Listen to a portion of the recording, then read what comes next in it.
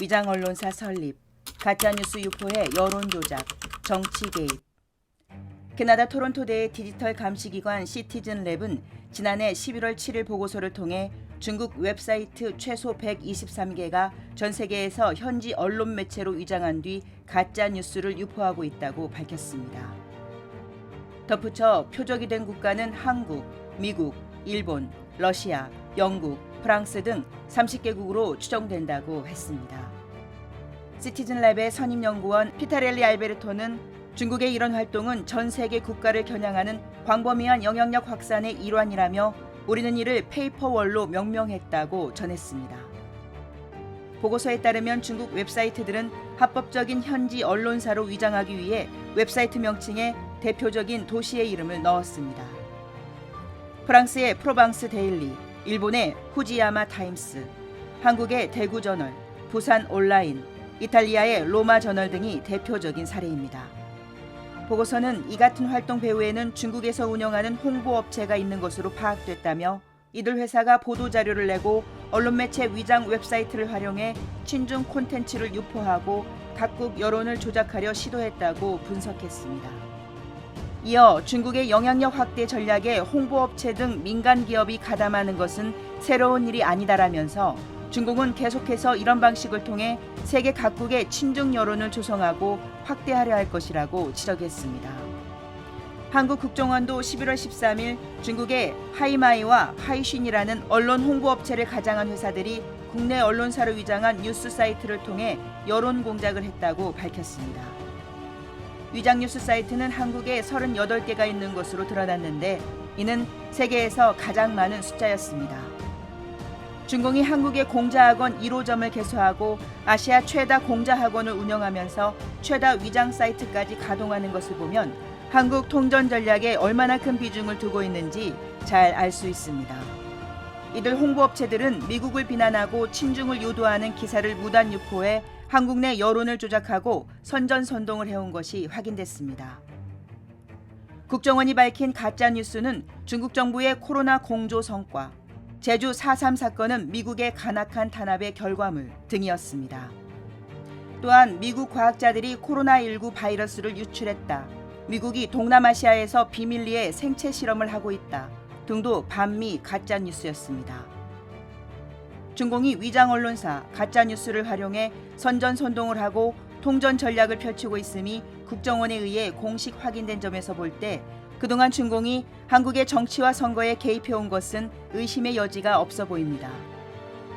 한중의원연맹 결성, 통일전선의 한국의회 침투 성공.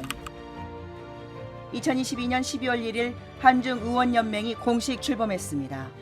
한국에선 민주당 의원 59명, 국민의힘 35명, 정의당 3명, 시대전환 1명, 무소속 2명 등 모두 100명의 의원이 연맹에 가입했습니다. 연맹의 한국 측 의원들이 카운터 파트너로 꼽은 중공 조직은 전국인민대표대회입니다. 중공 전인대 대표는 인민이 선거로 뽑지 않고 공산당이 지명한 사람만 될 수 있습니다. 때문에 전인대는 공산당의 거수기로 불립니다. 그럼에도 한국 측 의원들이 전인대를 인민대표로 간주해 한중의원연맹을 결성하자 출범 당시부터 국민의 지탄을 받기도 했습니다.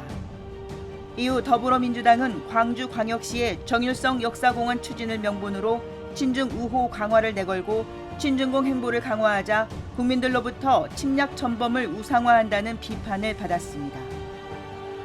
여당인 국민의힘도 민주당의 친중공 행보가 점점 노골화되고 있는 게 아니냐 하는 비판을 제기했습니다. 이 가운데 유상범 국민의힘 의원은 비밀경찰서 문제가 불거지자 연맹을 탈퇴했습니다. 지난해 6월 8일 이재명 민주당 대표가 중국 대사관저에서 싱하이밍 대사와 회동했을 때 싱 대사가 미리 준비한 원고를 읽으면서 윤석열 정부의 서방 중심 외교 정책에 대해 미국이 승리하고 중국이 패배하는 데 베팅하다가는 나중에 후회한다는 협박성 발언을 했습니다. 그런데도 현장에 있던 이재명 대표가 아무런 대응을 하지 않자 국민들은 사대주의에 빠진 중국몽에서 깨어나라는 비난과 지탄을 보내기도 했습니다. 또 9월 5일 민주당 민생경제위기 대책위원장을 맡고 있는 김태년 의원과 위원회 소속 고용진, 홍기원, 홍성국, 홍익표 등 5명의 민주당 의원은 서울 한 식당에서 싱대사와 비공식 만찬을 한 것이 확인됐습니다. 이 자리에서 의원들은 마치 싱대사에게 큰 은혜를 받은 것처럼 중국이 한국의 단체 관광 규제를 푸는데 싱대사가 큰 도움을 줘서 고맙다며 감사해했습니다. 5명의 의원은 앞서 6월 중순 경제 교류를 목적으로 중국을 방문했을 때 한국인들로부터 중공은 지금까지 한국 역사를 왜곡시키고 무시를 해왔는데도 사과 한 번 없는 상태에서 굴욕, 조공 외교를 한다고 비판을 받았습니다. 이를 보면 한국 정치인들이 중공에 얼마나 저자세를 취해왔는지와 중공도 얼마나 아나무인격의 행동을 해왔는지를 잘 알 수 있으며 한중의원연맹도 이에 일조했다는 비판을 피하기 어려운 실정입니다.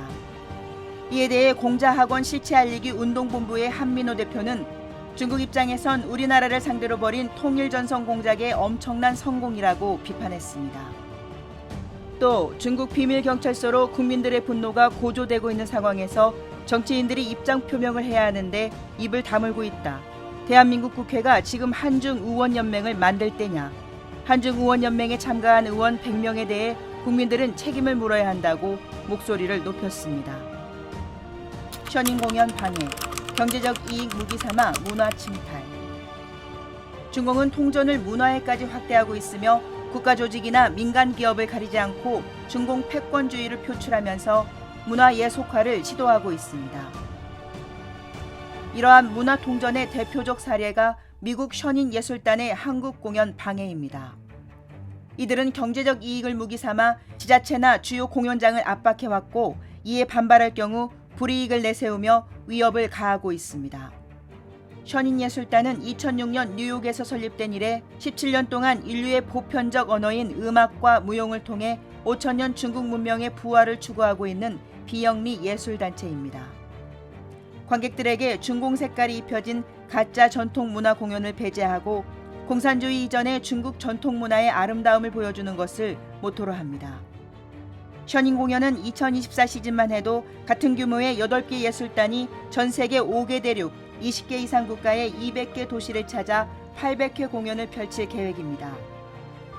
현재 월드 투어가 한창 진행 중인데 가까운 일본만 해도 지난 12월부터 2달 동안 11개 도시에서 42회 공연을 하면서 지극한 찬사를 받았고 대만도 3월 말부터 한 달간 공연이 예정돼 있어 셔닝 공연의 세계적인 인기를 실감할 수 있습니다. 그러나 한국에선 올해 고양, 구미, 경주, 대구, 4군데 도시에서만 공연이 허용됐고 그 외 다른 지자체에서 운영하는 극장들은 대관을 거부했습니다. 이유는 공연장들이 중공이 선전하는 셔닝 공연에 대한 허위 비방 내용을 그대로 믿거나 중국 대사관을 통해 가해오는 압력에 굴복했기 때문입니다. 중국 대사관은 지난 17년 동안 한국 대형 공연장을 보유한 지자체와 대학, 기업, 공공기관에 전화, 편지, 방문 등 다양한 방법으로 셔닝 공연 대관을 불허하거나 기존 대관 계약을 취소하도록 압박해왔습니다. 2011년 대구 수성 아트피아 공연 때에는 중국 대사관 부총영사인 진행광 등이 대구시청과 공연장을 찾아와 공연 중단을 요구했습니다. 그러나 시청과 공연장 담당자는 당신들이 매년 이런 짓을 하고 있는데 이제 그만하고 돌아가라고 이런지하에 거절했습니다. 2011년 부산 공연이 예정된 부산문화회관도 같은 경우였습니다. 중국 대사관 총영사와 부총영사는 부산문화회관과 부산시에 만약 공연을 진행하면 한중 관계에 악영향을 미칠 것이라며 대관을 취소하라고 압박했습니다. 압박에 굴복한 공연장은 공연 주최사에게 공연 취소를 통보했지만 주최사는 이미 대부분의 표를 판매한 상황이라 소송을 제기해 결국 공연 당일 법원이 주최 측의 손을 들어줌으로써 무사히 공연을 마칠 수 있었습니다. 같은 해 중국 대사관 직원들은 고향 아람놀이 극장에도 전화를 걸어 공연을 중단하라고 협박했습니다. 당시 극장 측 관계자는 중국 대사관 직원으로부터 전화가 왔는데 셔닝 공연을 하면 한중 관계에 악영향을 미치니 공연을 취소하라고 말했다고 밝혔습니다. 그러나 아람누리 극장은 이를 무시했고 공연은 예정대로 진행됐습니다. 공연 대관이 계약됐지만 중국 대사관의 집요한 방해로 공연이 임박한 시점에 무산된 적도 있었습니다. 2016년 서울 KBS 홀은 대관 계약 후 중국 대사관의 취소 요구 공문을 받고 대관 계약을 취소했고 한국 주최사는 KBS에 법적 소송을 제기했습니다. 이에 서울 남부지방법원은 셔닝 공연을 방해하지 말라는 가처분 결정을 내렸지만 중국 대사관은 KBS 측에 재차 공문을 보냈습니다. 그 후 KBS는 중국 대사관이 보낸 공문을 법원에 제출해 결정에 불복하는 가처분 이의를 하자 법원은 기존 결정을 번복해 결국 KBS 공연은 무산됐습니다. 이를 보면 중공은 중국 대사관을 통해 셔닝 공연을 저지하려는 야욕을 노골적으로 드러내며 전방위적으로 방해를 해왔다는 사실을 알 수 있습니다. 셔닝 공연 대관 불허 결정은 중공이 중국 대사관과 같이 합작한 문화 침탈의 일환이며 문화 예속화의 시도이며 이것 또한 통일전선의 한 부분이라 할 수 있습니다. 지금까지 미디어파이였습니다.